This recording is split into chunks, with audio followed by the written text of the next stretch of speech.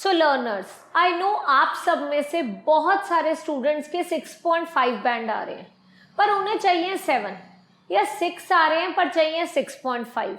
तो आपने करना क्या है, इतना तो फॉर श्योर है जिसके 6 या 6.5 आ रहे हैं उसकी ग्रामर ओके है। मैं ये नहीं बोलूंगी एडवांस लेवल पे है, पर ओके है, ठीक है।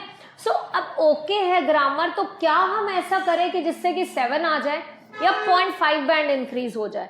सो यहाँ पे सबसे इजी मेथड है लेक्सिकल रिसोर्स पे वर्क कर लो यार। अब वो एक ऐसी चीज है, लेक्सिकल रिसोर्स का मतलब होता है वोकैबुलरी।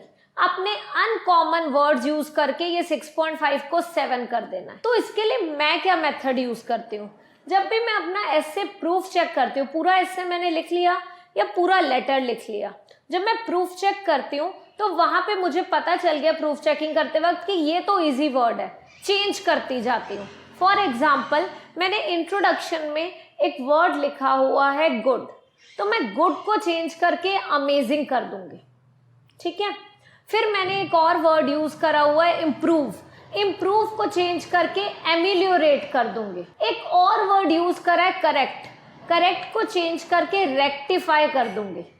जब मैं इस तरीके से वर्ड्स चेंज करूंगी तो ऑब्वियसली बैंड स्कोर इंक्रीज होगा। यहाँ पे एक बहुत ही सिंपल यूज होता है rule, and that is 3 in 1, 3 uncommon words in 1 paragraph. मतलब कि 3 uncommon words in introduction, 3 uncommon words in body paragraph 1, 3 uncommon words in body paragraph 2 and 3 uncommon words in conclusion. More than enough है। ये जो 3 uncommon words करके मैंने 12 words बना दिए ना, ये 12 वर्ड्स ही आपको हेल्प करेंगे 6.5 to 7 लाने में। बट ये तभी पॉसिबल है अगर आपकी ग्रामर ओके है। अगर आप ये मुझे बोलो कमेंट सेक्शन में बाद में वीडियो के पब्लिश होने के बाद कि मैम मैंने तो 12 वर्ड्स कर लिए, आपका 3 in 1 मेथड यूज कर दिया, पर मैम मेरे 7 नहीं आए, तो मुझे ये भी बता देना कि आपके 6.5 आ रहे थे तो ग्रामर आपकी ओके थे कि ग्रामर में ही गड़बड़ करके आए हो, है ना। सो ये चीज जरूरी है।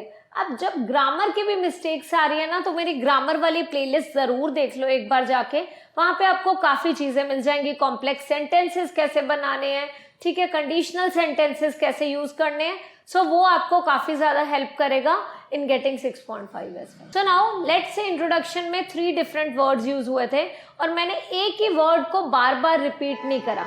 अब देखो, लेट्स से आपका एसे है और उसमें पीपल वर्ड आ रहा है। अब पीपल वर्ड आ रहा है, आपको पता है कि आपको पीपल का सिनोनिम ही नहीं याद आ रहा फॉर एग्जाम्पल एग्जाम टाइम में, और आपने पीपल ही बार बार यूज करा है। अगर आप पीपल की जगह पे मैनकाइंड, सिटीजन्स, मासेस ये वर्ड्स भी चेंज कर लोगे ना, तो भी आपकी वोकैबुलरी चेंज होती जा रही है।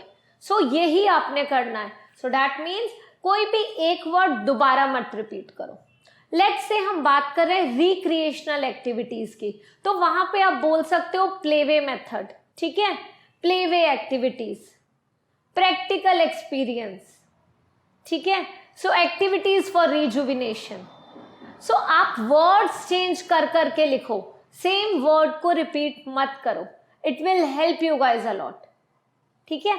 आपने लिखना है आप फ्रेश फील कर रहे हो, एनर्जाइज्ड फील कर रहे हो, तो लिख दो ना rejuvenated. When I appeared for exam recently, जब मैंने एग्जाम दिया है, तो व्हाट आई डिड, मैंने half notebook, so I would say कि प्रॉपर नोटबुक, हाफ नोटबुक जो थी that was a big one, and उसमें से हाफ नोटबुक मैंने फिल करी थी वोकैबुलरी। सो टेंटेटिवली अराउंड 500 वर्ड्स होंगे इतने, ठीक है। सो वो वर्ड्स मैंने प्रिपेयर करे थे and I used to incorporate those words in my writing, ठीक है। सो टास्क 2 हो या टास्क 1, अब आपने बोलना है कि कोई चीज खत्म हो जाएगी, तो आप बोल सकते हो पेरिश। इस तरीके से वर्ड्स को यूज करो। अब आपको लग रहा है कि मैम आपको तो वर्ड्स याद हो गए हैं पर हमें तो याद नहीं है, हम क्या करें। सो आपने क्या करना है कि आपने मेरी वोकैबुलरी प्लेलिस्ट देखनी है अच्छी तरह। वोकैबुलरी प्लेलिस्ट में topic based vocabulary already available है, टेक्नोलॉजी रिलेटेड टॉपिक के ऊपर, हेल्थ रिलेटेड टॉपिक के ऊपर, इस तरीके से अलग अलग टॉपिक्स हैं जिनके ऊपर वोकैबुलरी ऑलरेडी अवेलेबल है. So just go through that. So जब आप हमारा कोर्स ज्वाइन करते हो then you get lifetime content, आपको मिलता ही मिलता है. उसमें वोकैबुलरी आपके साथ शेयर होती है, everything is shared with you.